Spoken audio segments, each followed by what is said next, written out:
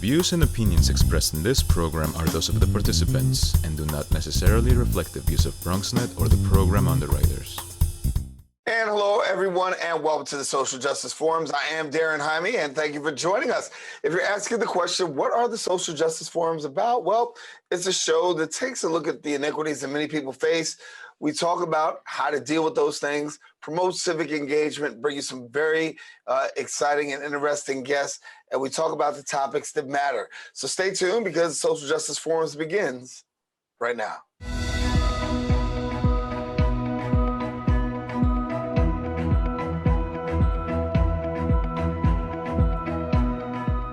When we talk about this issue, it is one that wages on the hearts and minds of so many American people.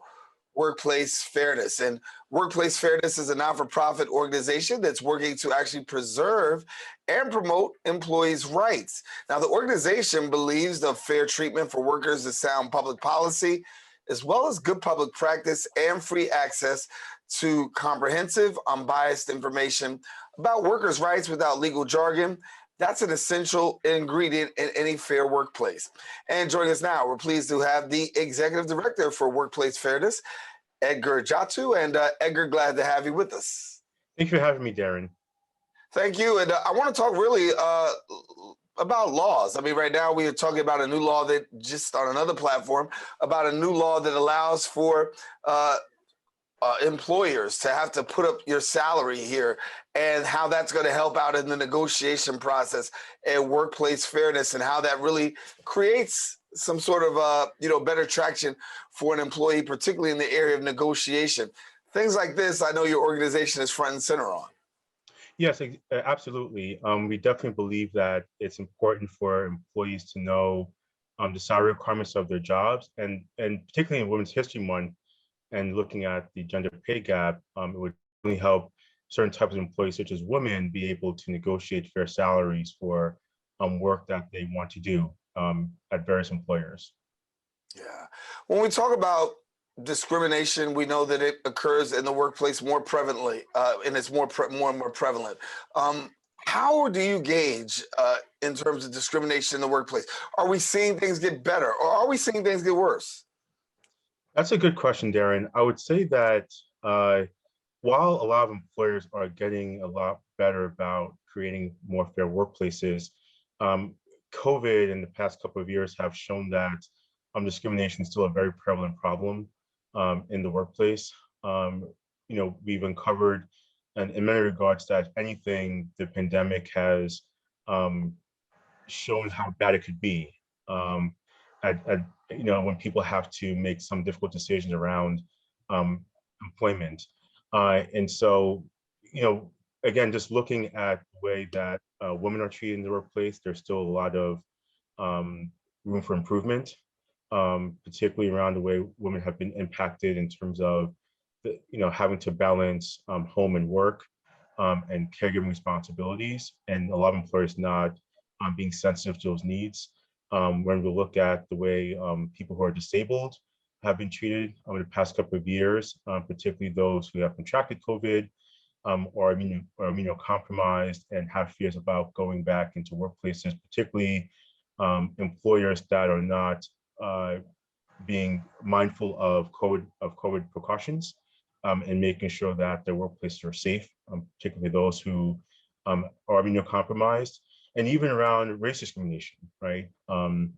That's still an issue. And again, some employers, a lot of employers are looking to make changes in the way they recruit and retain a diverse workforce, but there's still a lot of room to go.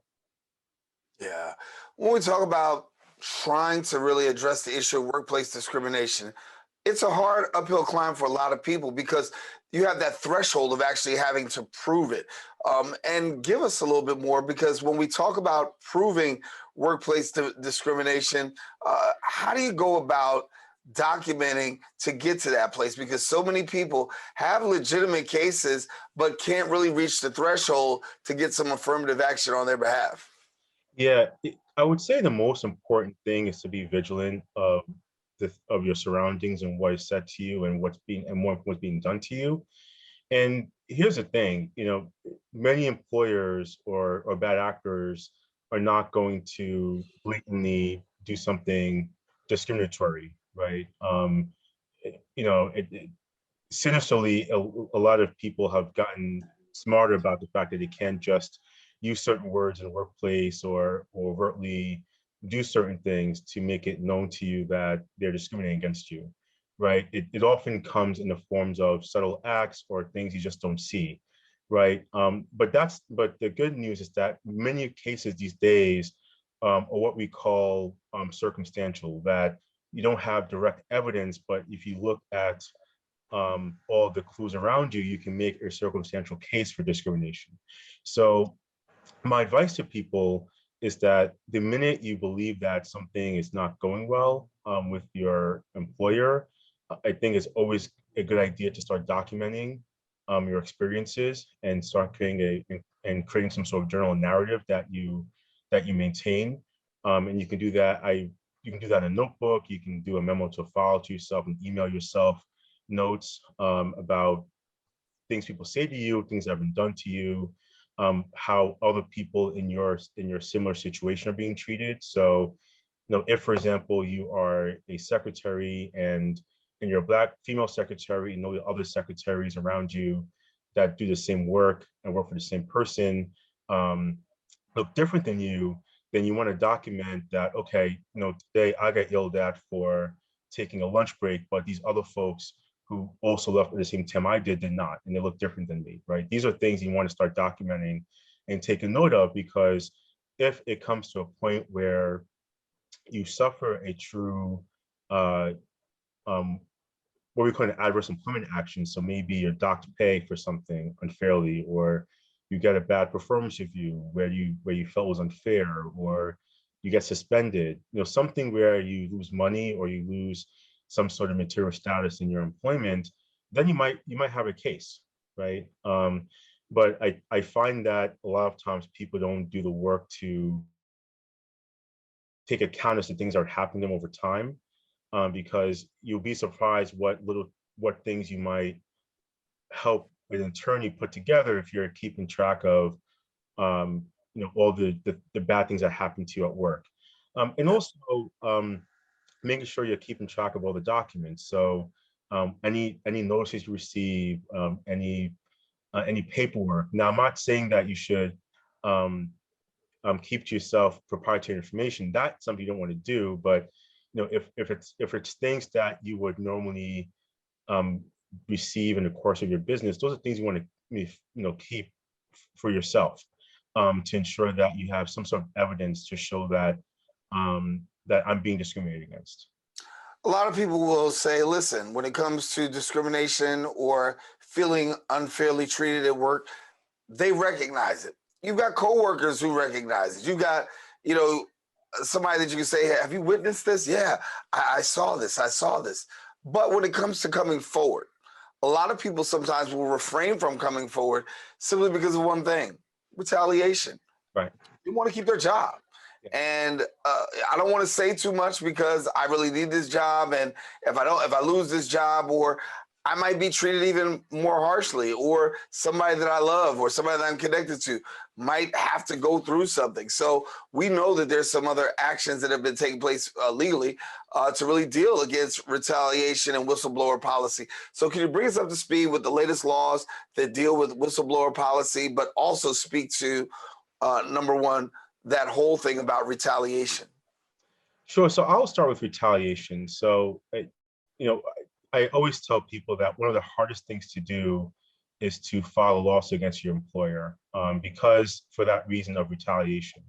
And it's a very scary prospect that an employer might decide to take certain action against you, which could be as worse, it could be as bad as you being terminated because you filed a lawsuit against them that you believe strongly about. So I do recognize that, and I always tell people it's a important decision you have to make, right? And it involves your family, it involves a bank account, of course, because losing a job or being demoted or having to pay for an attorney is very costly. So I say it's to echo the fact that it's a very important decision to make.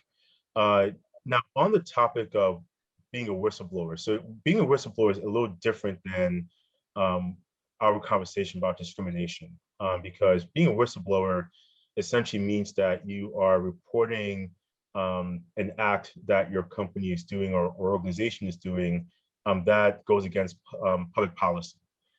So that could mean, for example, that your organization is using government money for something different than what it's intended, or you're reporting that your organization that happens to be in healthcare is taking acts that go against patient health or patient safety, right? Those are types of things that might mean you're a whistleblower.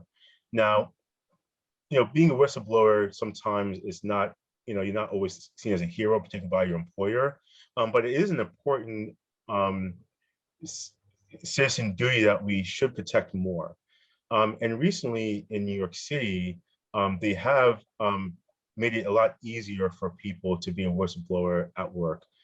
So for starters, you don't have to be a current employee of your employer to be a whistleblower. You can be a former employee. So they expanded the definition of what it means to be an employee protected under the law. Also, it used to be that you have to have concrete evidence that um, that the act that you are reporting against is actually happening, which is hard to do, right? How would you know for certain that your employer is engaging in some nefarious act if you don't have access to certain documents, or you don't have access to certain people? Now the law says that you just have to have reasonable suspicion, right? So you just have to have an inkling that something is happening, not that it's for sure happening, which helps tremendously, particularly if you know something's up, you can't quite put your finger on it, but you just know that you're seeing something happening that's bad, and that you want to at least report it, right, and let the authorities try to get to the meat of the issue, right? And that's really important when it comes to protecting whistleblowers and instilling confidence that the system would could work for them. Other things that are important to note with the new law is the fact that retaliatory action has been defined even more to make it to be more expansive. So it used to be that it can only be a discharge or suspension or demotion would be considered retaliatory. But just the fact that your future employment might be impacted negatively for coming forward could be retaliatory. So think about, like, if you're in an industry and it comes out that you reported your former employer for doing something wrong, that employer could get you blacklisted in the industry, right? Now if you can prove that that's what they're doing, that is also now retaliatory and protect and enforced under the new New York City law. And one more thing I want to highlight with the law is that it used to be that you had to be within the scope of your job duties to do a report. So if, for example, you are a nurse and you're reporting that your hospital is not adhering to certain patient care laws in the city, you might be okay. But if you were a janitor who just happened to work in that unit, you may not be protected under the old law. But now that changes. So the nurse and the janitor are both protected equally under the new New York City law for whistleblowers. Yeah. Before we go, I want to give an opportunity for our viewers to know a little bit more about how to get connected into your organization, and if they want to get more information, the services that you provide. Yeah, so our core mission is to provide the public on workers' rights laws around the country, including New York State, and New York City. And so we have over 400 pages of know your rights content that is in non-legal jargon that will help you understand your workplace rights in different areas, including, as we covered today, whistleblower protection and discrimination. And we're on all major social media platforms, so you can find us on Facebook, Instagram, Twitter, and YouTube. We also have a weekly newsletter that I encourage everyone to sign up for, because we keep you updated on the latest news in workers' rights advocacy and what's happening in terms of employee rights. And also, we have a fantastic blog as well that we encourage you all to check out. So that's how you can find us on the internet. Yeah. Well, I want to thank you so much for joining us, Edgar, and being with us and certainly providing some much needed information. I think that as we look into 2022, that we can honestly say that it really is starting to look more towards the year of the employee, Yes. more than it is towards the employer these days, which is pretty good, because for so many times I think employees have gotten the short end of the stick in many ways. Absolutely. Yeah. Well, thank you so much for being with us, Edgar Ndjatou, our guest here, and want you to stay with us. We got more here on the Social Justice Forums. We have another guest coming up in a minute.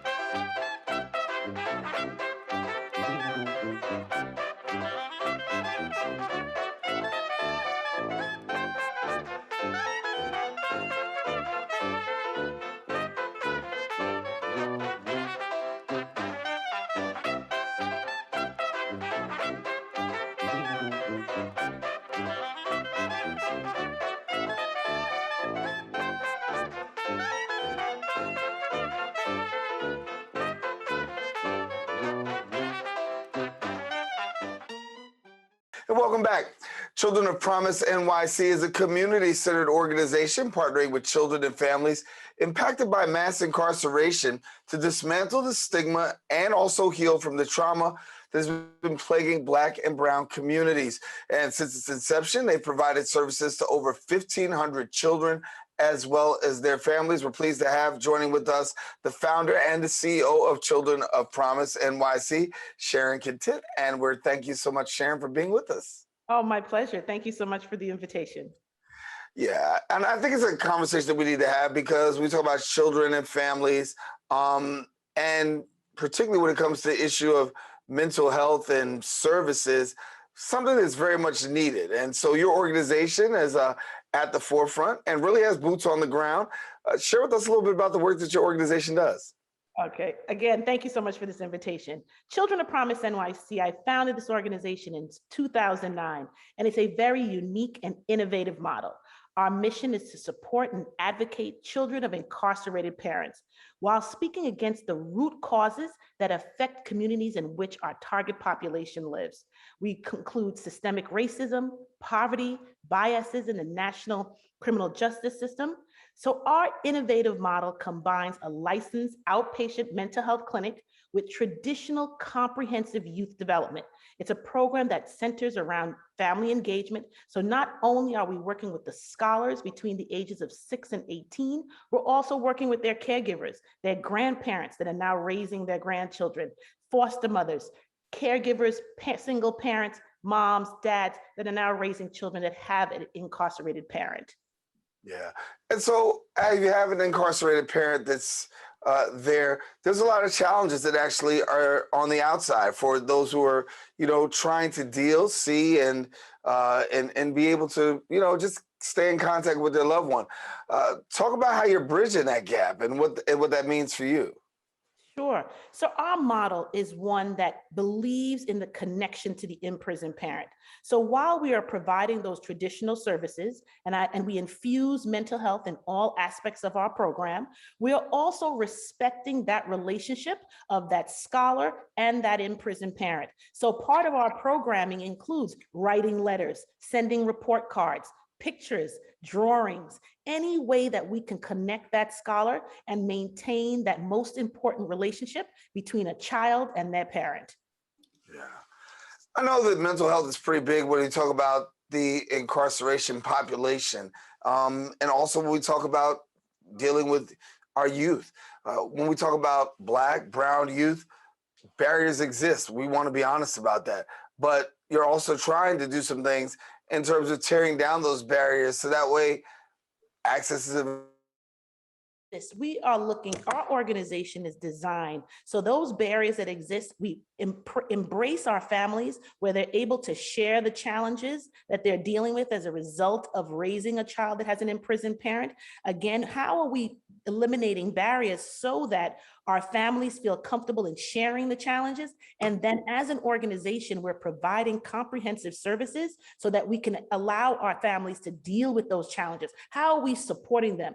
Partnering with other agencies in the community, we're able to provide each family by family, case by case, scholar by scholar, really identifying the needs and the barriers, and then how we as an organization are coming together to allow them to embrace and deal and also to be able to confront so many of those challenges with the support of an organization. And that might mean a counselor, your clinician, an administrative staff. We are really working together to support our families to deal with so many of those barriers that exist. Yeah. And so for somebody who doesn't know what are some of those barriers, give us some examples of what they may be. Oh, well, the barriers can exist, again, in the wide range. The barriers can be, first, how are they remaining connected with the criminal? How are they remaining connected with their imprisoned parent, with that incarcerated loved one? The barrier that exists in working with the criminal justice system, That's number one. How are we helping families to be able to remain connected to support that incarcerated family member? The barriers around housing, food insecurity. As a result of the pandemic, we have had a new range of challenges and barriers that our families are dealing with. As a result of living in poverty, our families are dealing with lacking in educational levels that we are now supporting our families that are working with the Board of Education. And how are we supporting our students? How are we supporting our scholars with learning loss? These are barriers that exist that we, as an organization, Children of Promise NYC, are providing comprehensive services to support our families in dealing with so many of these issues. When we talk about parents that are incarcerated, obviously for that parent that's incarcerated, there's a lot of concern. And there's a lot of concern that goes out there on behalf of their child and their loved ones. But if you're a child of someone who's incarcerated, that's a heavy weight on the heart. And so that's a burden that kids are dealing with. And whether or not we pay a lot of attention to it is up for debate, because some people say, yeah, when it comes to kids, we understand all that a child is going through. But then the reality is that there's a lot of trauma. There's a lot of pain that goes into that child when they're really dealing with somebody that's incarcerated. So give us some insight into your organization, because you do try to help youth who have got parents who are incarcerated. And how do you try to bridge that gap so that way the youth and that one that's incarcerated can actually maintain that better relationship? Oh, first of all, absolutely. Maintaining the relationship is paramount. But first and foremost, we acknowledge the trauma that exists in having an incarcerated parent. So while parental incarceration is recognized as an adverse childhood experience, we recognize it, and at our organization, our model is designed so that not only are our scholars able to come together with other scholars who share similar experiences, so they understand what it means to drive 6 hours to visit mom or dad behind a plexiglass. What does it mean that mom called collect and you weren't able to tell them about what was going on in school today because the collect call disconnected? We have experiences that scholars understand. So we create a safe space for our scholars to be able to share those experiences under the facilitation of our clinicians. One thing we recognize is that when a child loses a parent as a result of divorce, let's say military deployment, or even death, there's a level of sympathy and compassion that child receives. Whereas if a child that loses a parent as a result of incarceration, that same level of empathy doesn't quite exist for that child. So what we're doing at Children of Promise is really understanding the loss, the depression, the anger, the anxiety, so many of the emotions that our scholars are experiencing as a result of having a parent in prison. So first, it's acknowledging the trauma, and then how do we confront that with our scholars and their families? So it's providing the clinical services so that our scholars are able to, again, have safe spaces to express some of those emotions, as well as designing and training staff to understand some of the behaviors that might be expressed on a day-to-day. A child might be coming in having a really tough day as a result of maybe someone said something at school that really has triggered that particular child. Our staff is trained to understand those behaviors, and how do we allow our scholars to be able to learn positive coping mechanisms to be able to deal with so many of the emotions that they're dealing with that they might not be able to express and talk about anywhere else. Because as you know, there's a stigma around having a parent that's in prison. There's a secret around having a parent that's in prison. So how do we create a safe space for our scholars to be able to walk into the building, understand that other scholars share in that experience, and then having the staff to be able to allow them to deal with it in a very positive manner? Yeah. Sharon, I know that also some of the work that you do in terms of bettering the lives of our young people is really attaching them with mentorship, and mentorship is key and critical. So give us how your mentorship program is going and the role of mentors.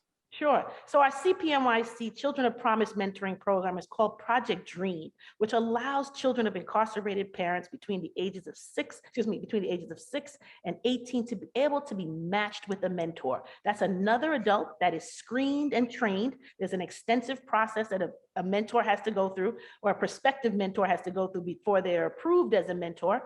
And that particular process allows a volunteer to be able to learn so many of the mechanisms that we introduce as an organization to be able to work with the scholars as a mentor. So our mentoring program is a 1-year commitment at least 1 hour per week for 1 year. And that hour can also be spent at Children of Promise NYC at our after school program, September through June, 3 p.m. till 6:30 p.m., or during our summer camp from 8 to 5 in July and August. So a mentor makes a 1-year commitment to be matched and trained, screened and trained before they're matched with a young person, a scholar at our organization, and being able to not only create a relationship, but to work with our team. You're working with the clinician, you're working with the counselors hand in hand. We're collaborating to make an impact on this young person's life. And when we talk about the role of mentors, having an impact on somebody's life is huge. What have you been able to see, and what have you been able to share about the role of mentors and how it's impacted these young people in your program? Well, I can say that by just demonstrating the number of relationships that expanded or extended beyond the year. So many of our mentor relationships do not end at that year mark. We've been able to expand and extend that relationship to also include not only maintaining the relationship, but the connection to the organization.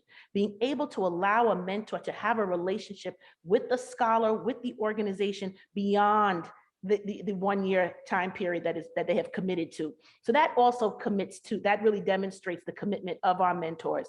But then also we have mentors that have really connected with the organization in so many other ways, that not only with the relationship with the mentor, with their mentee, but then they've also become volunteers in other aspects. They've become donors, they've become supporters. They've really supported the agency in so many other ways. And then the relationships, they've been able to work with their mentor and exposing them to so many experiences that our mentees come into the building on Monday morning after having an experience or a trip or an activity with their mentor over the weekend, and really just raving about spending time and learning so many new things, being able to have trips to museums and movies and so many other experiences that our mentees share when they come into the building after having that relationship with the mentor. So it's really been a very rewarding, not only for the mentor, but for the mentee as well. Yeah, you got some creative arts that you also engage in, and with those who are involved in the program. Talk to us about the creative arts component. Well, creative arts in co-locating an after-school program with a mental health clinic, we infuse mental health in all aspects of our program, and in the creative aspects as well. So that's art therapy. That's music therapy, drama, spoken word. So our arts, we infuse mental health in an aspect, in a way, so that the arts allow our young people to feel and express what they're feeling. We provide activities and services so that our young people and our scholars are able to express some of this, again, sadness, anxiety, depression, loss, anger, as a result of having a parent in prison, but finding a safe space to express it creatively, artistically. So that is one of the ways that we are able to, again, infuse mental health into the creative arts aspect of our program. On top of being able to expose our scholars to so many, as I said, going into museums, plays, different artistic experiences that our scholars had not experienced previously. So our organization really infuses creative arts as a way, not only as a new experience, but a way for our young people to really express themselves. Yeah. So as COVID is rampant and going for 2 years in our community, a lot of people have had to really deal with the devastating effects. How has the pandemic actually shaped and affected you and the work that you've done? Because the prison population is very much highly impacted with when it came to COVID. Absolutely, in so many ways. First, I can start off with, at the start of the pandemic, as you know, or you may know, prisons ceased in any visits. So families were not able to physically see their loved ones that were incarcerated. So that was one of the initial needs that was brought to our attention. And then as a result, so the needs of our families then were also shared with us with food insecurity, not only families members becoming ill as a result of COVID, where there was family loss. We had families that we served that lost members of their families as a result of COVID-19. So we really were able, as an organization, we created an entire initiative, CPNYC Cares, that was designed specifically to meet the needs of our families as a result of COVID. And that was distributing gift cards for food. We were delivering food. We also became a daily food distribution for grab and go hot meals for an entire period of time during quarantine when other government agencies and businesses were closed. Children of Promise was open on a daily basis with a number of other community-based organizations where we were working, and we maintained and kept our gates open and our doors open during that period of time to serve our families. And we had to very quickly pivot to provide services that we weren't traditionally servicing. We were not a food distribution program, but as a result of the needs of our families, that's what we had to do. Then we started working with learning loss. We were open from 8 to 3 p.m., again, pivoting from an after school program to a full day program for those families that were supposed to be having remote learning at home, but they didn't have the technology, they didn't have the Wi-Fi, the bandwidth, or the space to have remote learning from home. So we opened our buildings. We had approximately 115 students in our building that were able to receive remote learning on site.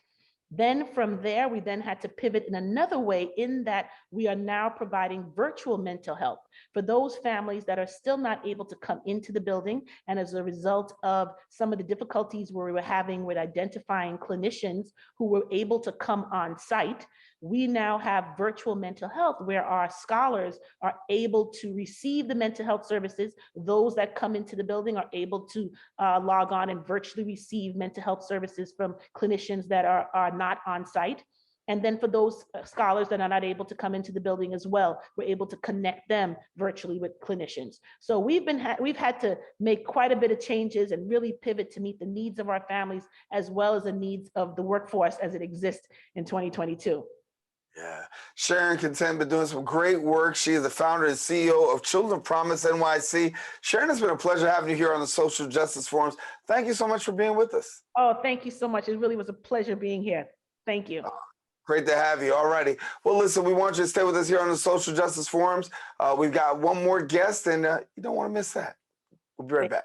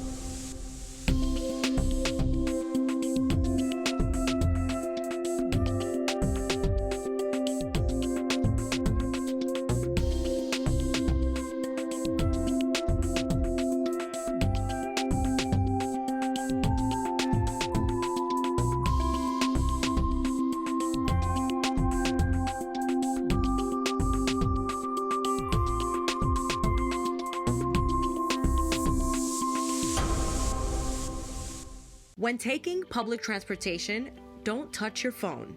Carry hand sanitizer and use it immediately upon leaving the bus or train.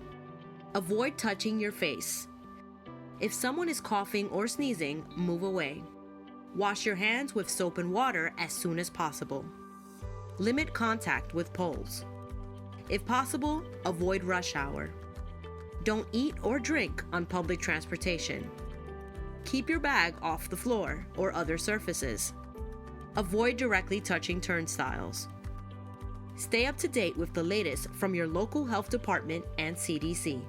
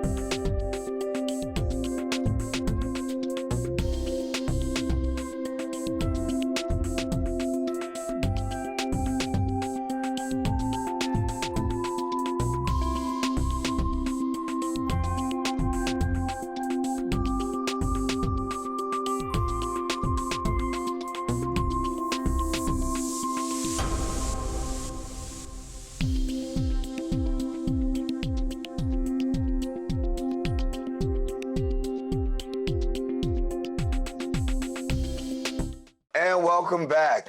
As the world's first HIV and AIDS service organization, GMHC is actually working to end the AIDS epidemic and uplift the lives of all affected. Now, they serve over 10,000 people each year living with and affected with HIV and AIDS in the 5 boroughs of New York City, and they believe the community can end the epidemic by addressing the underlying causes, shifting cultural beliefs, and promoting smart behaviors, empowering a healthy life for all of us.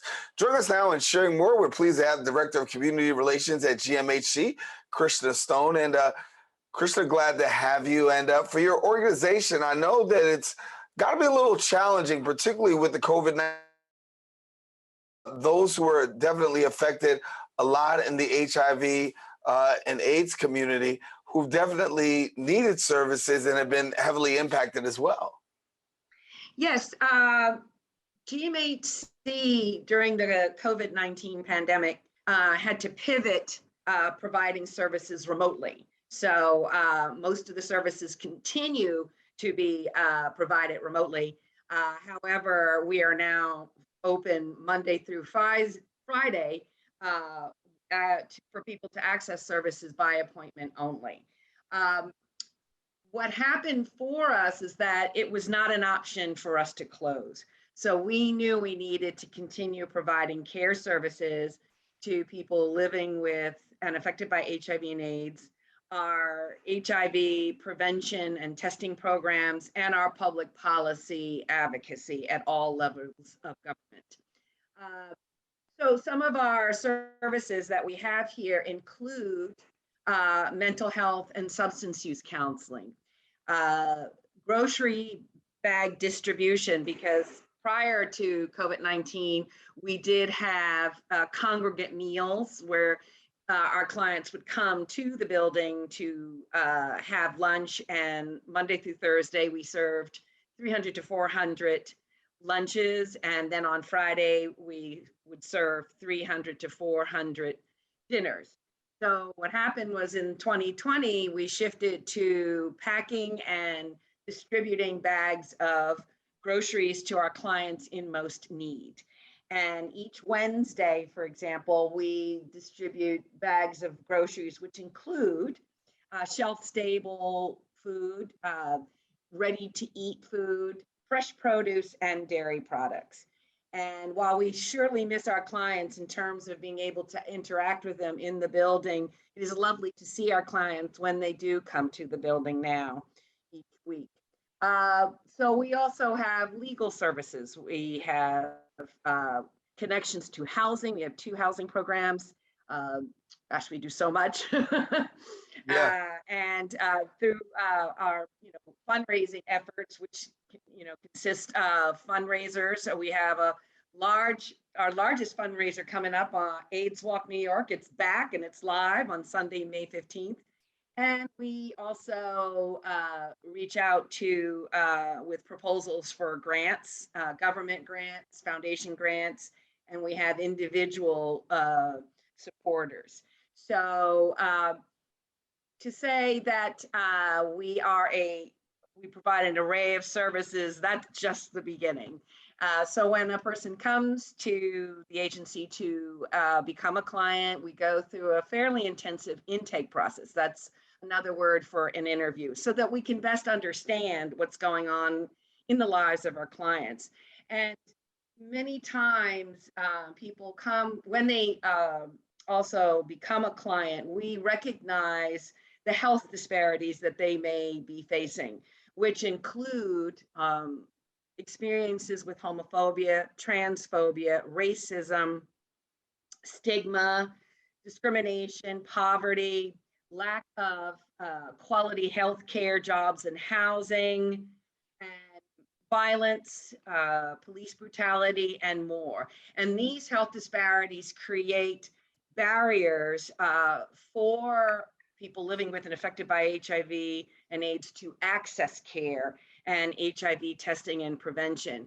So through our work, individually and as an organization, we work to address these health disparities so that people can continue to be healthy, and that their well-being is healthy, and that they're able to move from survival to thriving, and to feel like they can move forward in ways to access housing, access jobs. And we know that stable housing, stable work, enough food in your home really helps people to stay healthy, and they also continue to be consistent in taking their medications, which reduces their viral load to undetectable. And that's also, not only is that good for the individual, it's good for the community, so that people are living with an undetectable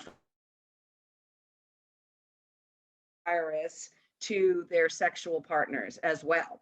So it works on a prevention model too. Let me jump in and ask this question about when your organization first got started, and you dealt a lot, particularly at the height of the HIV and AIDS epidemic. You had a lot going on in terms of questions about homophobia and that HIV and AIDS being related as a gay disease, and we knew that that wasn't true, but yet and still that homophobia, though, that the stereotypes, they were out there, they still exist. Looking at where we are today, talk to us about how is it in terms of homophobia? Have we gotten a whole lot better? And what about messaging? Because I think that part of those disparities, you can break those disparities down with proper messaging. Yes, so how we break down the impact of health disparities, there's multiple ways. It's a multi-layered activity. So we do create messaging through social media networks, through interviews such as this one. So interacting with the media outlets is very, very helpful, so that people are hearing and receiving accurate information. We also address health disparities by being a part of coalitions and with other leadership in HIV and AIDS service organizations, community-based organizations, our elected officials, faith communities. We work with a variety of organizations to band together so that we're all collectively moving forward in addressing health disparities and providing accurate and supportive messaging. Stigma is still a huge problem and has been for 41 years during the HIV and AIDS epidemic. This year, GMHC commemorates 40 years as well. So, and it also, to address health disparities, we have to be creative, because it's not a linear process. You just don't go into a community and go, stop it. It's just, that's not going to work. So we work within the communities. We have folks coming to the building when we can do that more, and a variety of ways to communicate really helps. And also having these relationships with different entities and, partnerships are essential in our work, because we cannot do this work alone. So it really involves a team effort, not only within GMHC, but externally. Yeah, you got a 40-year anniversary coming up. And so talk to us about this 40-year anniversary. What does it mean for your organization being around on the front lines for so long? This year, being the 40th year for the organization, allows us to reflect on where we've been, how we started, formerly as Gay Men's Health Crisis. We still say Gay Men's Health Crisis, but we also say GMHC. We also reflect on what we are doing now in terms of balancing our work within an epidemic and the pandemic, and also where do we need to go, not just towards the end of the year, but the next 5 years, and what kind of strategic planning do we need to continue to do. So I think of it as also a time to, look at those milestone moments that have occurred throughout the years.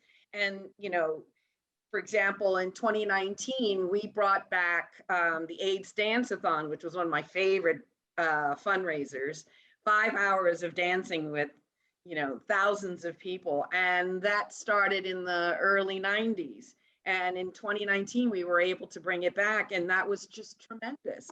So we can look at and evaluate, can we do this event again? Or do we need to do this event and create another event as fundraisers? What about our programs? How effective are they? Do we need to expand or merge programs? So this is a really important time to evaluate, think, make decisions on where we're going today, and also where we're going tomorrow. When you look at tomorrow, what do you see in the future for your organization? I think the future, just staying the course to help to end the HIV epidemic, and that means continuing our partnerships. And expanding our partnerships, finding new partners, supporting the partnerships that we've had for years. It means continuing to fundraise, because fundraising has ebbs and flows, of like in terms of funding that dries up, and then opportunities for new funding. And how does our development department keep track of what's going on with funding sources, and also maintaining our relationships, particularly with our elected officials, city, state, and federal, and continuing to raise awareness with our elected officials about the needs of people living with and affected by HIV and AIDS, and also advocating for funding from government entities to stay and or expand as it relates to the needs of people living with HIV and AIDS. So, and also another reality is we don't have a cure. We don't have a vaccine. We don't have a pill that makes all of this go away. And so we need to continue to advocate to the world of researchers that they must, hold HIV in the forefront of their work as well. And also the researchers who are looking at increasing prevention methods. For example, a new prevention method that has occurred is an injectable PrEP, called Epritude, and PrEP is pre-exposure prophylaxis. And for those who are not aware of PrEP, PrEP is started in well, it came into the universe in 2011, and then the medication started in, then moved from 2011 to 2012. This is when a person who is HIV negative takes a pill that is an HIV medication once a day, and it is 99% effective in preventing HIV, if they're exposed to HIV, from setting up in their body. So, and now, so the PrEP has been really helpful in preventing new HIV infections. And now with Apretude, people can go and get an injection of an HIV medication, and that lasts for a few months. And that might be easier for people to not have to take a pill each day. So the more advances we have with medication, both for people living with HIV or people who may be at risk at HIV, that is very beneficial as well. So it's all of these elements moving forward that have to stay in, stay with the progress that we have made and will continue to make. What I would like to see, and I've been at GMHC, this is my 29th year as an employee, I would like for us to continue to do more work with helping people to talk about all the kinds of sex that we have. People still find it very difficult to talk about sex. And that's understandable with the cultural and religious barriers and other community barriers. However, having these difficult but yet brave dialogues allows for people to check in with support about their sexual health and how that connects to their overall well-being. So the prevention work that we're doing, that has to continue moving forward, and the messaging around prevention and also access to care for those who are living with HIV and AIDS. Yeah.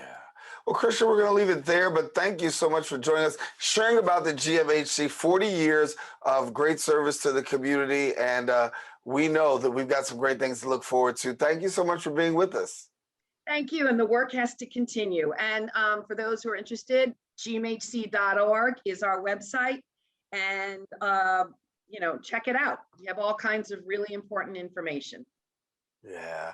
Krishna, we've got to leave it there. And the great work that the GMHC is doing, over 40 years of service. And we continue to really be a provider for many people in the community. And I can think that a lot of us can testify that it's through the work of GMHC that those in the HIV and AIDS community and those who've been in that community have really had the benefit of having somebody to reach out to. So thank you for what you continue to do. Listen, we are about out of show here, and we want to thank you for joining us. Now listen, join us next week. We're going to elevate the conversation. We're going to promote the dialogue, and we're going to ask that you have some civic engagement and awareness as a part of it. I'm Daren Jaime saying thank you for joining us here on the Social Justice Forums.